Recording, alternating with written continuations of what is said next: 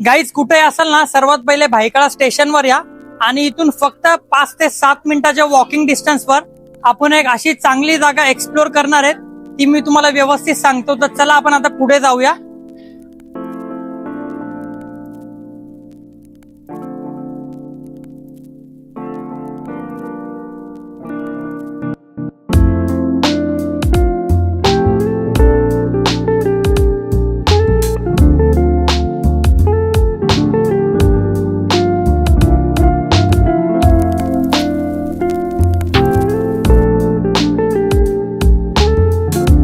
आपल्याला बघा कसला खतरनाक वाला नाही का. आपण चाललोय आता, त्याला पुढे दाखवतो अजून तुम्हाला काय काय गोष्टी. तर नमस्कार मित्रांनो, खूप दिवसांना भेटतोय आपण.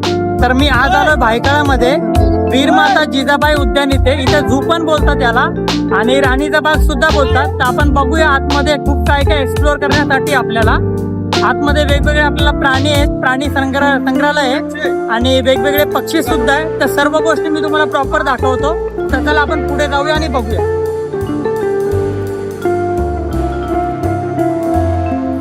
तर आपण आतमध्ये थोडी एंट्री केलेली, एंट्री गेटने.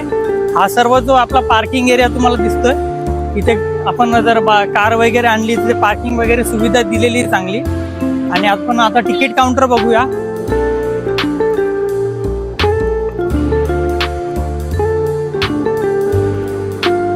तर काय तिथे पाठीमागे तिकीट काउंटर आहे, आपण तिकीट वगैरे घेऊया आणि पुढे जाऊया.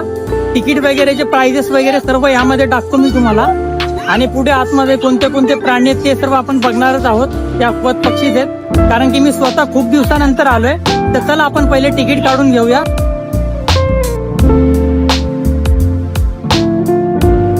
तर गाईज आता आपण इकडनं एंट्री करतोय. तुम्हाला एंट्री वगैरे दाखवतो मी कशी आहे काय. तर इकडनं बघितलं तर आपण इकडनं एंट्री करूया आणि आतमध्ये जाऊया. तर तिकीट वगैरे इथे दाखवावं लागतं आपल्याला.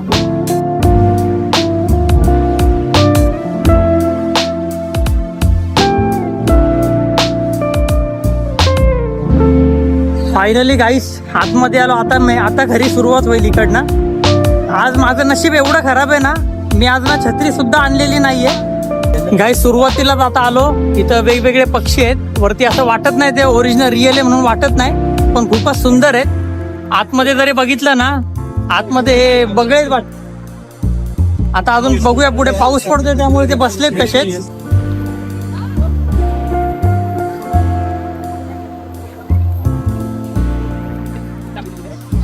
आता सध्या ॲक्वा बर्ड तर बघितले. आता पुढे बघूया आपण आपल्याला काय काय भेटतं. सुरुवातीलाच ॲक्वा बर्ड लागले जे पाण्यामध्ये राहतात. थोडे बगळ्यासारखेच वाटत होते. आय थिंक बगळा असेल काय, मला तर एवढं काय माहिती नाही नावं वगैरे. तर आणखीन पुढे जे ज्या गोष्टी मला दिसतात त्या सर्व मी यामध्ये ऍड करतोय. मला वाटतं क्रोकोडाईल असेल आतमध्ये, कारण की इथं आर्टिफिशियल बनवलेली आहे. गाईज इथे क्रोकोडाईल सेशन आहे. तर आपण बघूया क्रोकोडाईल मध्ये आता आतमध्ये काय काय आपल्याला बघायला भेटतं. तर आतमध्ये एंट्री करूया आपण आणि पुढे कंटिन्यू राहूया व्हिडिओमध्ये.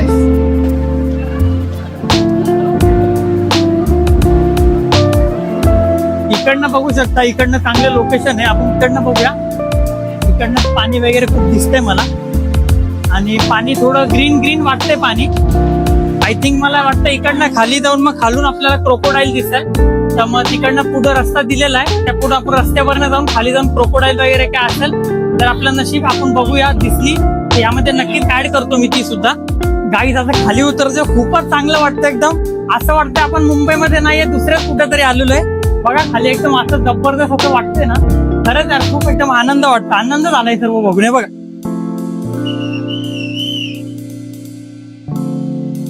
हे बघ, क्राऊड वगैरे आहे खूप. पण खरंच मुंबईमध्ये रश वगैरे आहे, स्ट्रगल आहे. पण असे चांगले चांगले ठिकाण सुद्धा बनवलेले ते आपण सुट्टीच्या दिवशी नक्की एक्सप्लोर सुद्धा केलेच पाहिजेत. आणि इकडे आपण सर्व बघितलं आर्टिफिशियल आहे. इकडे आर्टिफिशियल जे क्रोकोडाईल आर्टिफिशियल लावलेली आहे. वॉटरफॉल वगैरे साठी प्रॉपर बनवलेलं आहे. असं वाटणार नाही आर्टिफिशियल दगड वगैरे कामगिरी सुद्धा केलेली आहे ना, हे असं वाटतं ओरिजिनल दगड वाटतोय पूर्ण.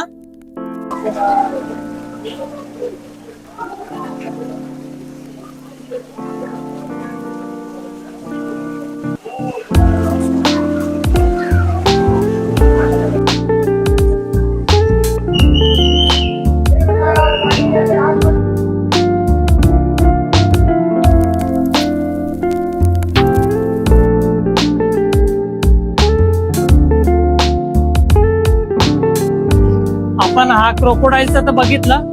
आता पुढे बघू आपल्याला काय दिसतं. तर पुढे आपण कंटिन्यू राहूया व्हिडिओ मध्ये.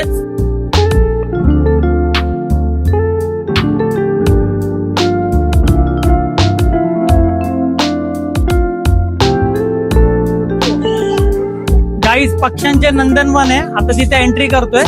खूप छान छान पक्षी आहेत. ते सर्व पक्षी टाकते. पक्षी बघा अगोदर.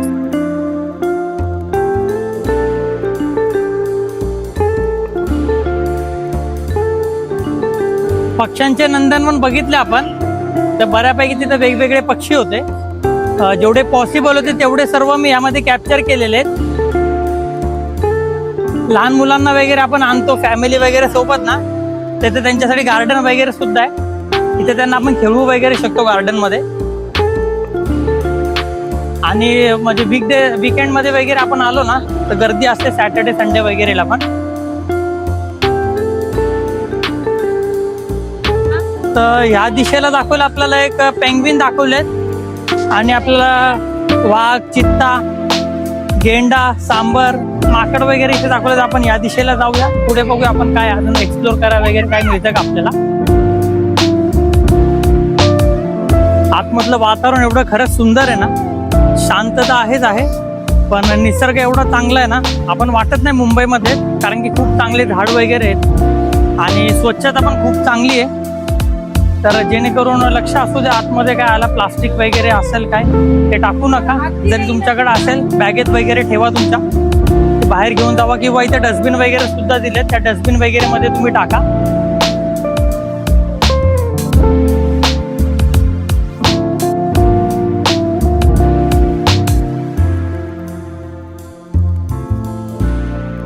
हरण वगैरे ज्या काही गोष्टी आहेत ना त्या आता बघितल्या. तर मला आतुरता आहे फक्त आता वाघ कुठं दिसतो. वाघ, बिबट्या आणि तो गेंडा, या 3 गोष्टी मला महत्वाच्या बघायच्या आहेत. तर त्यासाठीच मी एवढी धावपळ करून आलेलो आहे. तर आता जाऊन बघूया नक्की आपल्याला भेटलं तर चांगलं आहे. जर नाही भेटलं ना तर निराशा घेऊन जावी लागेल परत.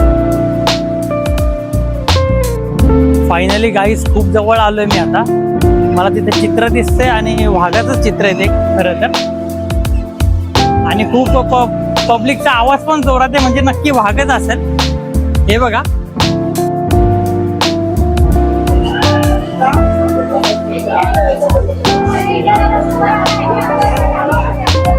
गाईज आहे फायनली खरंच वाघ दिसला आपल्याला. वाघ दाखवतो तुम्हाला. फक्त वाघ बघा.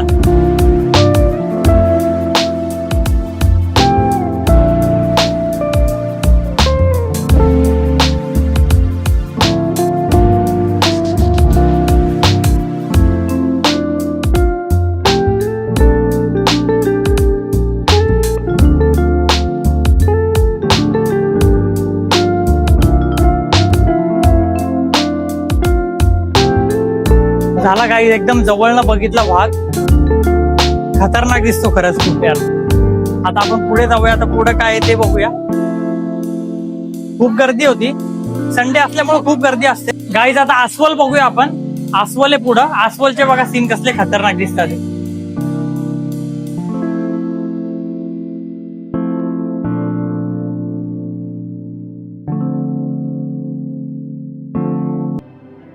गाईज ही एवढी सुंदर मूर्ती आहे ना. आपल्या छत्रपती शिवाजी महाराजांची मूर्ती आहे आणि आई जिजाऊ आहेत त्या. आणि याला नाव सुद्धा वीर माता जिजाबाई भोसले याच नावाने दिलेलं आहे.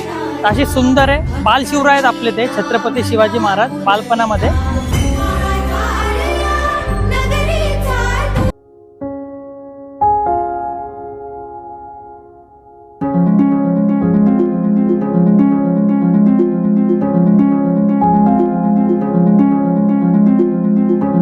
आतमधून ती उंच बिल्डिंग सुद्धा दिसते आपल्याला एकदम. बघा खूपच उंच आहे. सर्वच आपण एक्सप्लोर बऱ्यापैकी केलेलं आहे. आता थोडे काय स्पॉट आहेत ते सुद्धा मी एक्सप्लोर करतो आणि सर्व क्लिप्स ऑलरेडी टाकलेले आहेत. तर चला अजून आपल्याला काही गोष्टी बघायच्या त्या सुद्धा दाखवतो तुम्हाला मी. तर काही चला बायोम क्षेत्र आपण बघून घेऊया आतमध्ये. मी तर अगोदर आलो नव्हतो इथे.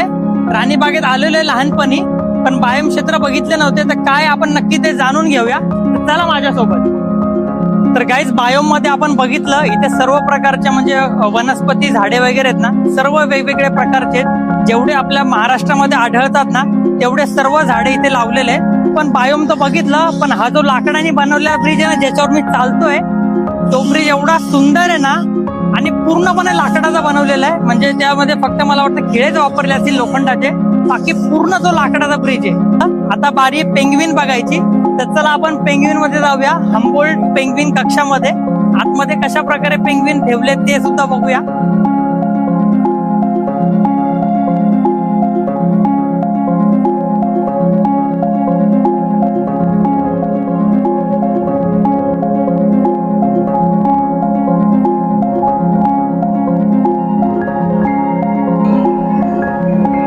गाईस, सर्व फिरून तुम्ही थकले आणि तुम्हाला भूक सुद्धा लागली ना, त्याच्यासाठी पण इथे एक उपाय आहे. तुम्हाला कॅन्टीन वगैरे दिलेली आहे, तर तिकडे कॅन्टीन आहे. तुम्ही कॅन्टीन वगैरे मध्ये जाऊन तुम्हाला काय घ्यायचंय ते घेऊ शकता. खाण्या वगैरे साठी चांगल्या चांगल्या गोष्टी आहेत. बाहेर मला तसं पॉपकॉर्न वगैरेचे काउंटर दिसत आहेत.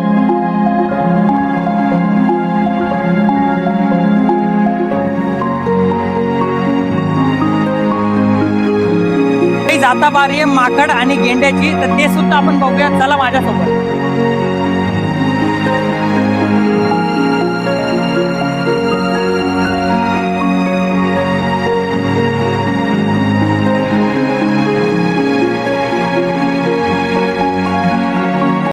गाईस, तर आपण आता ना तरस आणि बिबट्या बघूया आतमध्ये जाऊन. तर आतमध्ये आता जाऊन एंट्री केल्यानंतर आपल्याला नक्की कळेल किती बिबटे आहेत आणि तरस किती आहेत त्याच्यामध्ये, तर ते सुद्धा दाखवतो तुम्हाला. चला माझ्यासोबत.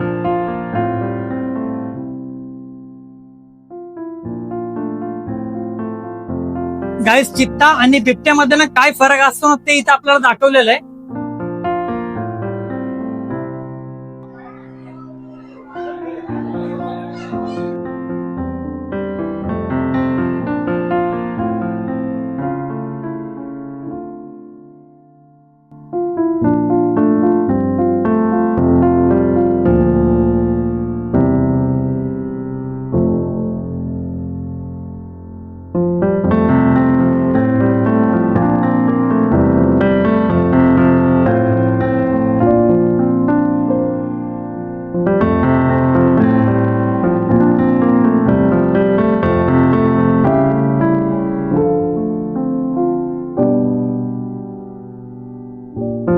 तर गाईज, बऱ्यापैकी मी तुम्हाला जेवढं दाखवायचं तेवढं सर्व एक्सप्लोर करून दाखवलेलं आहे. सर्व क्लिप्स वगैरे टाकलेल्या आहे. तर खूप खूप धन्यवाद. माझा पूर्ण व्हिडिओ तुम्ही बघितला त्याबद्दल. कारण की खूप दिवस झाले व्हिडिओ टाकला नव्हता. या व्हिडिओला पण भरभरून प्रेम द्या, जसं माझ्या पाठच्या व्हिडिओला तुम्ही दिलेला आहे. आणि या व्हिडिओमध्ये ना मी या इथलं जर नेचर वगैरे बघितलं ते खूपच छान वाटलं मला. आणि सोबत वीर माता जिजाऊ आणि शिवरायांची यामध्ये एक मूर्ती देखील आहे खूप छान इथे आतमध्ये, ती सुद्धा मी इथे टाकलेली आहे. ती सुद्धा तुम्ही बघून घ्या. तर धन्यवाद. असंच प्रेम राहू द्या. भेटूया आपण अशाच नवीन पुढच्या ब्लॉग मध्ये. तर चला.